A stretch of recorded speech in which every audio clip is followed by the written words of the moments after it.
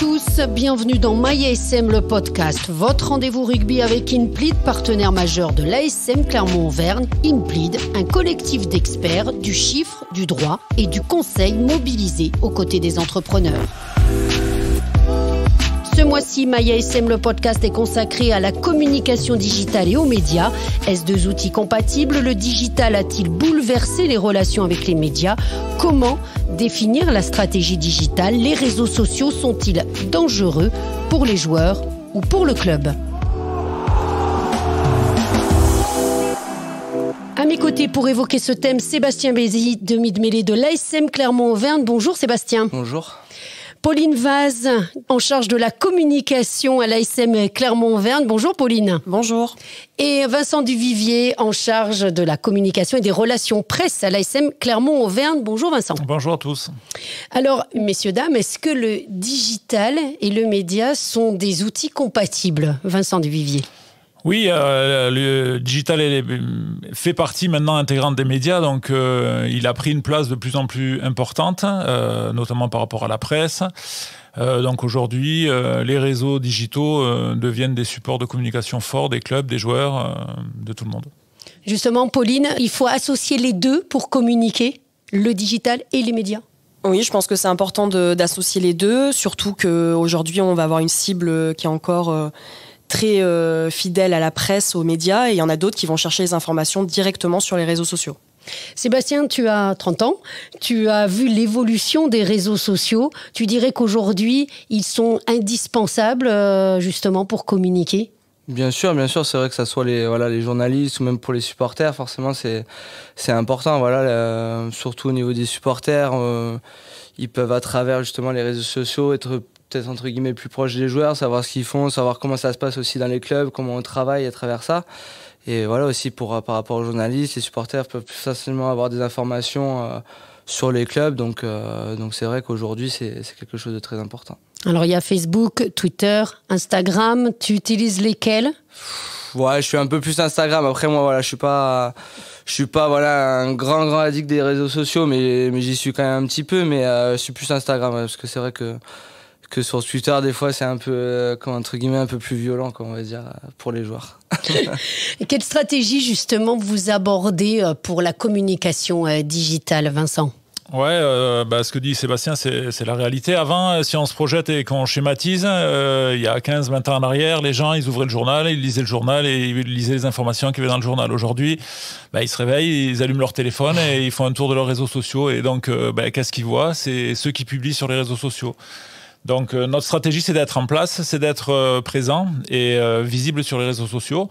Donc de proposer des informations, de proposer des choses le plus différentes possible pour satisfaire le plus de supporters possible. Ça va plus vite, les réseaux sociaux? Ça va plus vite et puis on s'adapte aussi par rapport aux réseaux sociaux. Ça veut dire que LinkedIn, c'est une communication vraiment pour les partenaires. Ce qui est Twitter, c'est plutôt chef Vincent qui s'occupe de ça par rapport à la presse et notamment par rapport aux joueurs. Et Facebook, il y a aussi un relais pour les partenaires, mais Facebook et Instagram restent quand même du grand public. Donc toute communication est différente et s'adapte. Voilà. Après, ça va plus vite, oui, parce que y a un engrenage qui est pris. On peut faire un buzz sur une photo qu'on s'y attendait pas, et sur un article rédigé, des fois, un peu moins de commentaires ou de likes. Vous êtes sensibilisé au danger potentiel des réseaux sociaux aujourd'hui, Sébastien Bézi? Oui, bien sûr, on peut pas. On sait que nous, en tant que joueurs, que ce soit des fois sur des stories, sur même des publications, on peut pas montrer non plus toute entre guillemets toute notre vie parce que ça peut aussi être dangereux pour nous et il faut montrer quand même une certaine image déjà par rapport à nous mais aussi par rapport au club, donc forcément faut pas faire n'importe quoi non plus et rester droit par rapport à ça.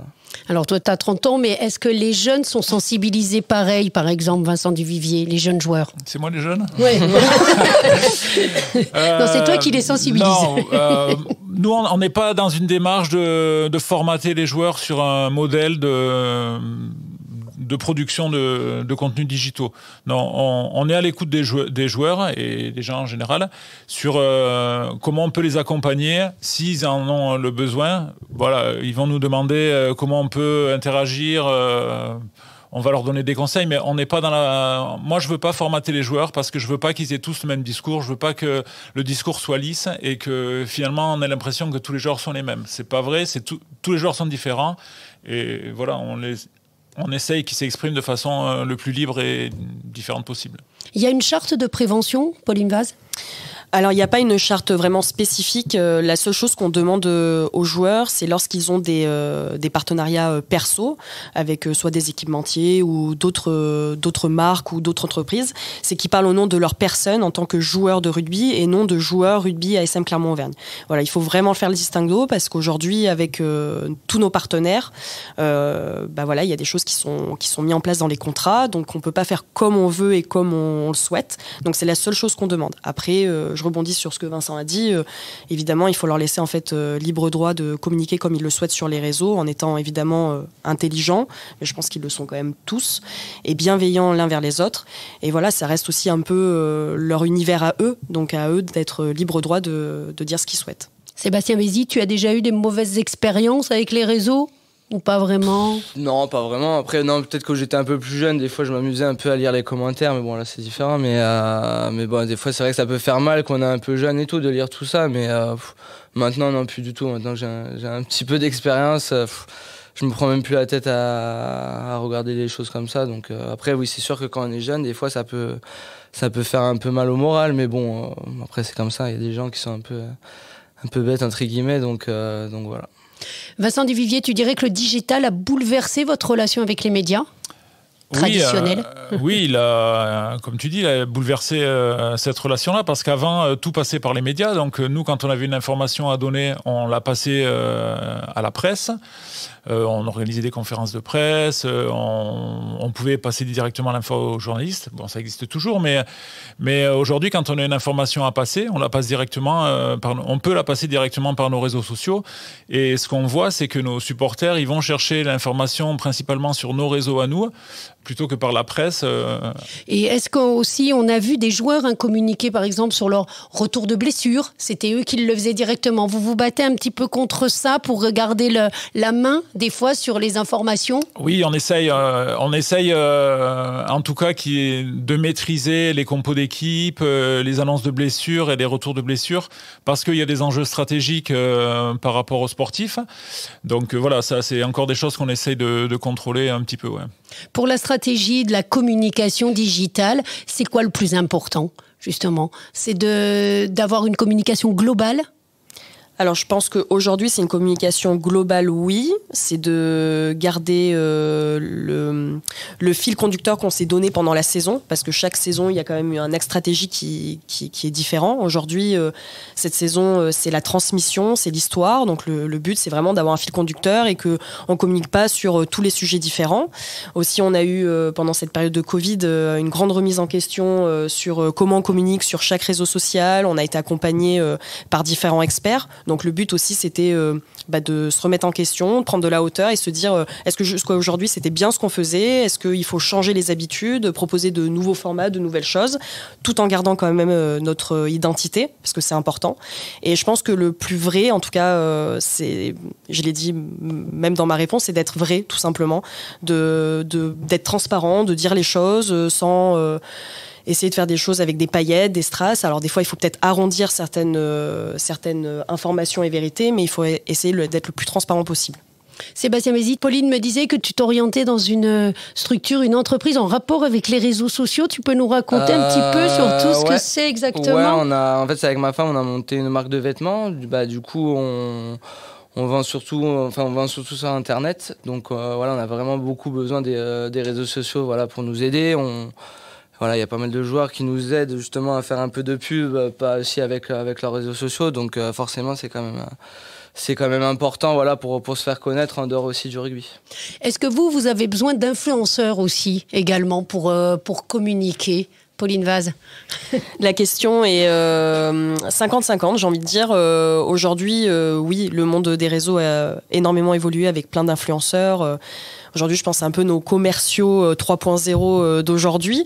Donc oui, c'est important de les avoir auprès de nous pour certaines occasions, pour certains produits. Après, dans le monde du rugby, les vrais influenceurs, c'est les joueurs pour nous.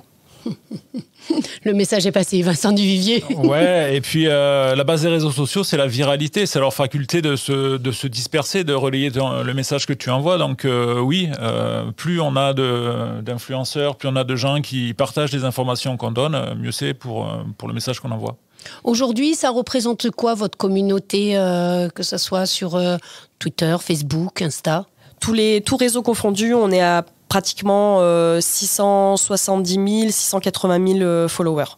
Et l'évolution a été constante ? Oui. Un net progrès depuis 3 ans.